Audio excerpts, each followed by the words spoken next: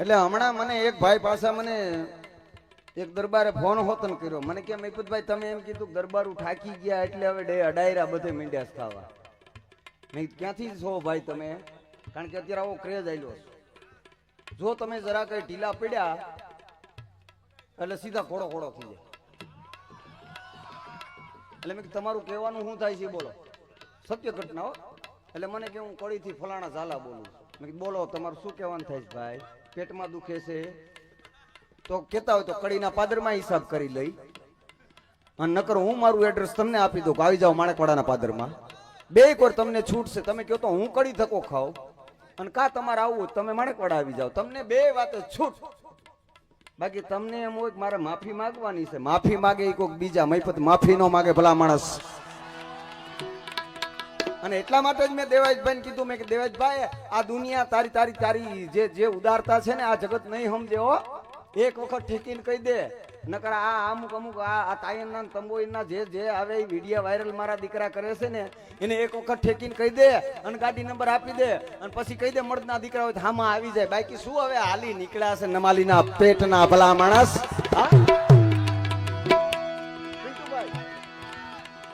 અને અતિરેક નથી કરતો એનો તાજનો સાક્ષી છે ને. એક વખત દેવાજભાઈ ઉભો થઈને કે મહિપતભાઈ ના શબ્દો થયા છે, સાચી વાત છે. એક વખત તો ઉભો થઈને કે ઉભો થઈ જા ભાઈ, એમ ન હાલે.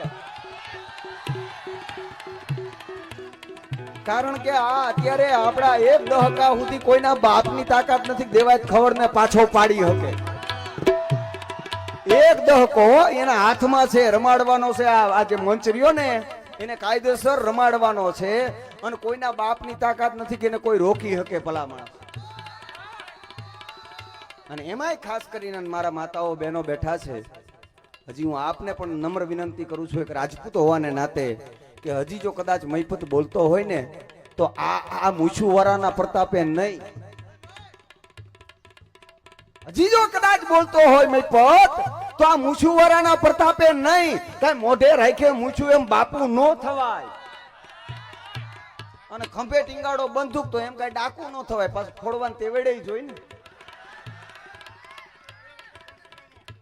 હા હા ઈ તો છે. પણ મારો કહેવાનો ભાવાર્થ એમાં જનરલી પાછી વાઘેલા બાપુ લાગુ ન પડે. એમ તો મૂછું તો મારે છે. હા પણ કહેવાનો ભાવાર્થ કે જે અમુક દેખાવ કરતા હોય અને ખાલી બેઠા બેઠા મેળતા હોય, પણ એ ભૂખા થયા હોય ત્યારે મેળતા હોય.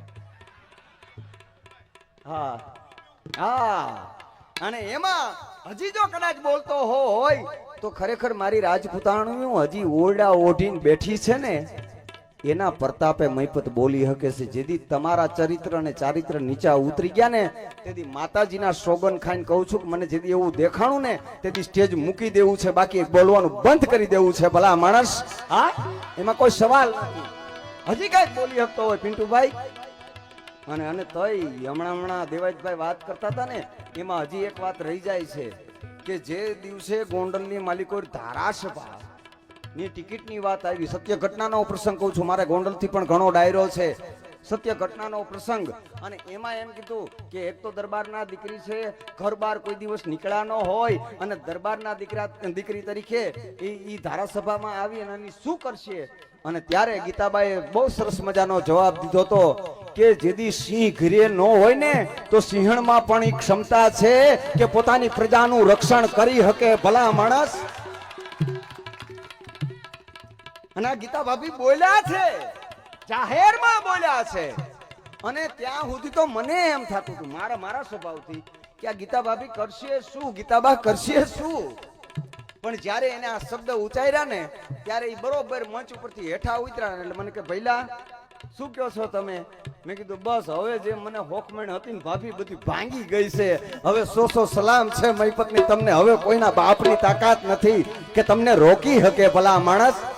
આ ઈ રાજપૂતાણી. અને બીજી વસ્તુ તમને કહી દઉં કે આજની તારીખમાં પોતે ધારાસભ્ય હોવા છતાં હજી કોઈક દિવસ તમે ગીતાબાને જોઈજો પોતાની લાજ, પોતાની મર્યાદા પોતાનું ચરિત્ર અને પોતાના ચારિત્રનું ક્યાંય ભંગ ન થાય ને એની પૂર્ણ ખાતરી રાખી અને જીવે છે ને આને રાજપૂતાણી કહેવાય. બાકી ભર બજારમાં ઊભી હોય, ભેળપુરી ખાતી હોય, કોણી હુદીના રગડા ઉતરા હોય, હાહરો કોણિયું સાફ ગીરી દેતો હોય, પાછા લેટેસ્ટ કુટુંબના દીકરા થતા હોય અને એમાંય પાછા વાતો કરે કે અમારે છત્રપતિ શિવાજીને જન્મ આપવો છે, અમારે મહારાણા પ્રતાપને જન્મ આપવો છે. આ એકય નો જન્મે, ન્યા જન્મે જોની હોકરના ભાણિયા જન્મે ને પછી કરે રંભાહાય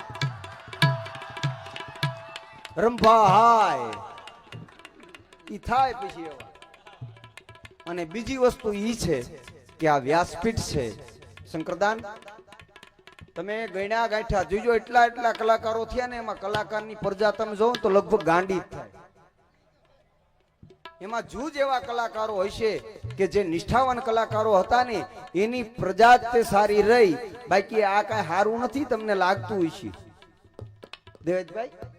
હે તમે વિચાર કરી લ્યો કે ભલભલાવને આ નડે છે હો પછી કેડી આ કઈ સારું નથી. દુનિયાને દૂ બનાવીને તમે પૈસા કમાઈ લ્યો. તમે એવું ન સમજતા કે જગતને ખબર નથી પડતી. જગત છે એ કાયદેસર અરીસો છે, એ તમારી પ્રતિમાને જાહેર કરી શકે છે ભલા માણસ. અને ત્યારે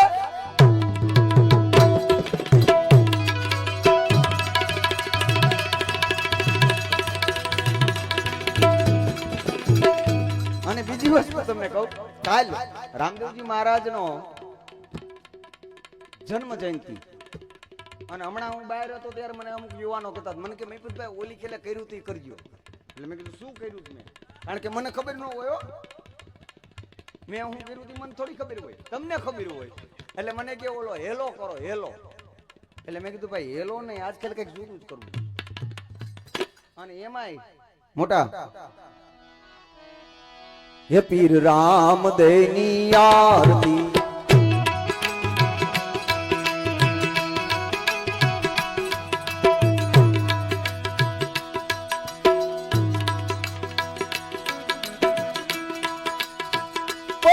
ધરામાં પીર મુજા પ્રગટા, પીર મુજા પ્રગટા. કારણ બે કડી એટલા માટે લઈ રહ્યો છું કે આમાં એક તમે જે બોર્ડ માર્યું છે ને પછી વાત લાવું છું અને લાવું છું એટલે લાવું છું એટલે ઈ જ લાવીશ. પણ આમાં જે બોર્ડ માર્યું છે ને એમાં એક લખ્યું છે અંદર ડાયરો અને સંતવાણી. એમાં ક્યાંક પણ સંતવાણીનો ભાગ આવવો જોઈએ. ઘણા એમ કે મોગલ છેડતા કાળો નાગ, પણ માવદાનજી ચા જે મોગલ છે ને એ ચારણોની પડદાની દેવ છે. એને સ્ટેજ ઉપર લાવવાની દેવ નથી. ચારણને પૂછજો, વિગોતાવાળા ચારણોને, એની જે દેવ મોગલ છે ને એને તમે સ્ટેજ ઉપર ન લાવી શકો. એ તો પડદાની દેવ છે. જેથી ચારણના તમામ સીમાડા બંધ થઈ જાય અને તેથી ફળાની હામો બેહી જાય ચારણ અને માં ભગવતી ઈ મોગલને યાદ કરે અને ફળામાંથી એમ કહેવાય ફડકારા છૂટવા મંડી જાય. અને ઈ મોગલ છેડતા કાળોના ખાલી મોગલ એક નહીં, પણ હું તો એમ કહું છું કે ચારણની કોઈ પણ દીકરી હોય છેડતા કાળો નાગ જ હોય ભલા માણસ. આ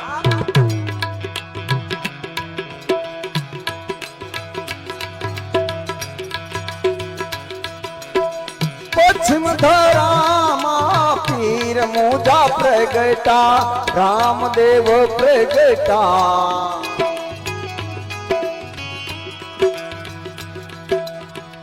અજમલ ધીરે અવતાર હુઓ, પીર રામદેવની આરતી. ક્યા બાત! પીર રામદેવની આરતી, પીર રામદેવની આરતી, પીર રામદેવની આરતી, પીર રામદેવની આરતી.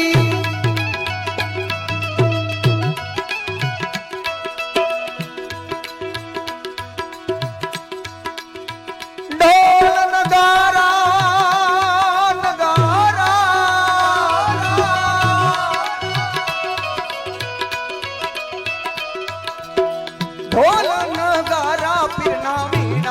જંતર વાગે રામા વીણા જંતર વાગે